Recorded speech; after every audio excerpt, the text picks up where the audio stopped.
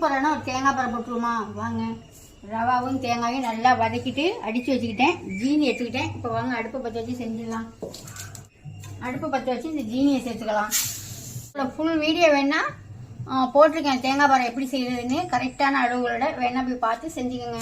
ஜீனி நிறைய தண்ணி ஊற்றிக்கலாம். ஃபஸ்ட்டு ஊற்றினது தேங்காய் பாலுங்க. அவ்வளோதான், ஜீனி நினைஞ்சிருச்சா? இப்போ தேங்காய் பாறை கிண்டிக்கிட்டு பார்க்கலாம். பாவு ரெடி ஆயிடுச்சுங்க. பாவு வந்து நம்ம அதிர்ஷ்டத்துக்கெல்லாம் பாவு ரெடி பண்ணுறோம்லாங்க, அந்த மாதிரி தான் ரெடி பண்ணணும். நல்லா உருண்டு வரணும் பாவு. இது ரவாவையும் தேங்காவையும் கொட்டி கலந்தாச்சு. இது வந்து நம்ம நெய்யெல்லாம் இதுக்கு தேவையில்லை, சும்மா ஒரு ஸ்பூன் வாசத்துக்காக ஒரு ஸ்பூன். தேங்காய் பாறை ரெடி ஆயிடுச்சு பாருங்கள். கரெக்டாக பாவு பதம் ரொம்ப முக்கியங்க. தேங்காய் பாறை அதிர்ஷ்டத்துக்கும் பாவு பதம் தாங்க மெயின். கரெக்டாக கொண்டு காய்ச்சி ஊற்றியாச்சு.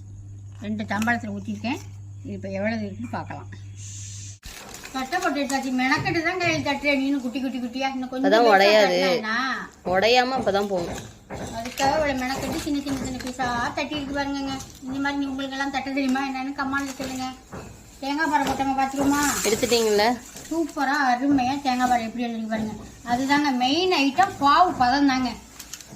இது இப்போ போட்டுக்கிட்டே இப்போ ஒருத்தவங்க ஆர்டர் பண்ணிட்டாங்க நீல 1/4 கிலோ, அவங்களுக்கு சேர்த்து போட்டு விட்டு இதெல்லாம் இப்போ போடுறதுக்குங்க. இப்போ வாங்கி 1/4 கிலோ வாங்குறாங்க. வாங்கி சாப்பிட்டு பார்த்துட்டு அப்புறமா தீபாவளிக்கு ஆர்டர் பண்ணுறாங்களாம். அதனால வாங்கி சாப்பிட்டு பார்த்துட்டே பண்ணுங்க. அப்புறம் தங்கச்சி வீடியோ பார்த்துட்டு காம்போ ஆஃபர் நேற்று ஏதோ சொல்லியிருந்துச்சு.